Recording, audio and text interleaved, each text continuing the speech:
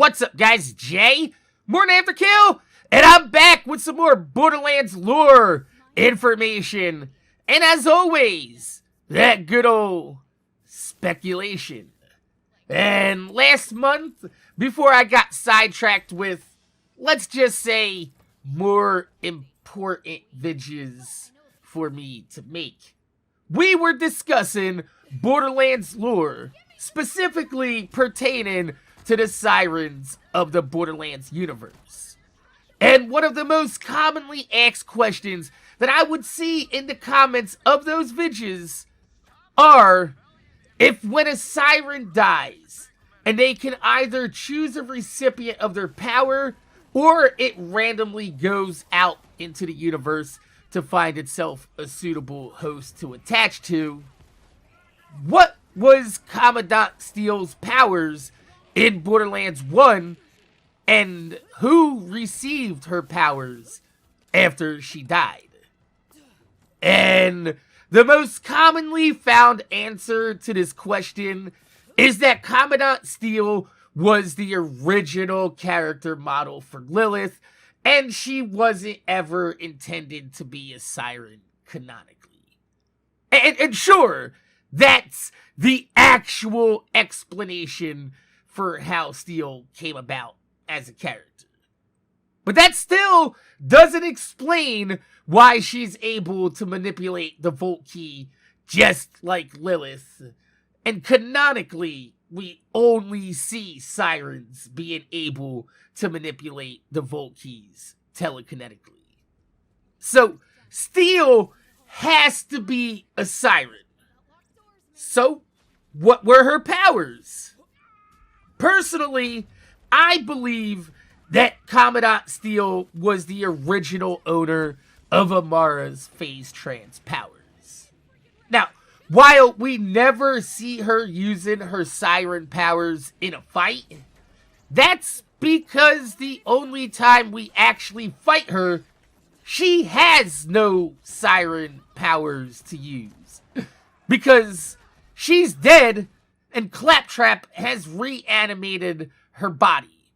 Her siren powers have already left, and we can see that her tattoos were replaced by digital Claptrap circuitry. So, she is no longer a siren at the point that we fight Steel Trap. What we do see of her in Claptrap's Revolution is that even though her body is dead and reanimated, it is still very athletic, with her tumbling and doing cartwheels easily without losing stamina or any real physical exertion. Even without her siren powers to use, Steele seems like she's an experienced and well-conditioned fighter. Further driving that home is that her hair is stylized with braids and cornrows, very similar to the type that you would see women fighters in real life doing their hair in preparation, knowing that they're going into a fight. Looking further into the Borderlands timeline, there's been 12 years from the time that Steele dies in Borderlands 1 and we see Amara in Borderlands 3. And considering that Amara appears to be somewhere around like 25, 26 in Borderlands 3, and she got her powers somewhere around the time that she was a preteen, that would line up perfectly to Steele being tentacled and Amara receiving her powers at somewhere around like 11, 12, 13 years old. Giving her 12 years in between to develop her powers into what we see her capable of in Borderlands 3. And to connect even more dots, literally,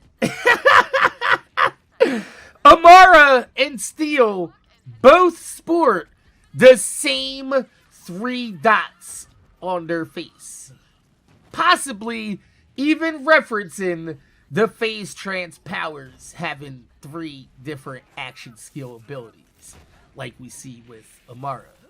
So, while we never get a look at Steele fighting with her Siren powers, we do have enough evidence to provide that it's most likely that she was the previous holder of the phase trance Siren powers, leaving one more power left to be discovered canonically.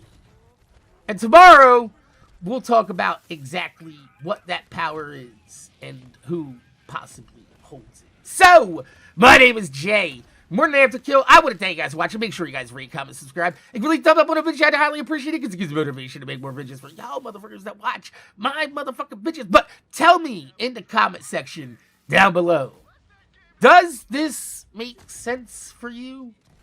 With enough common threads between Steele dying and Amara getting her powers, that Steele would be the previous phase trance Siren power holder. If you have any thoughts or opinions to add to that, or even your own theories to share in the comments section, do so down below. My name's Jay. MorninAfterKill. Thanks for watching. I'm going to see y'all motherfuckers later.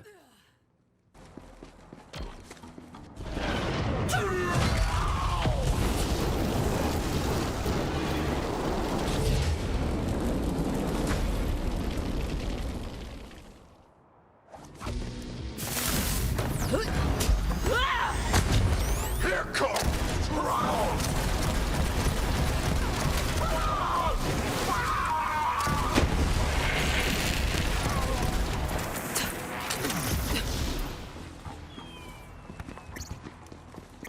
Gold Hunter, you wasted Tron? Good riddance. My only regret is that I had to stop punching him. You got the iridium? Give it here.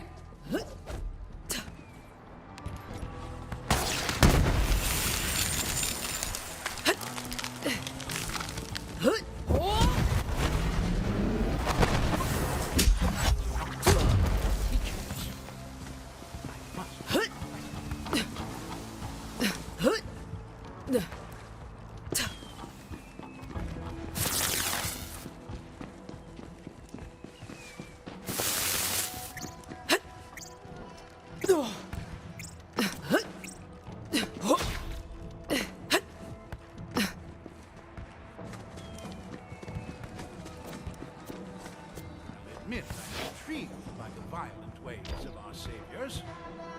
I've never been able to use iridium the way Lilith does, but I found a technique in this book that might change that. Perhaps non-violence isn't the problem. Okay, here goes something.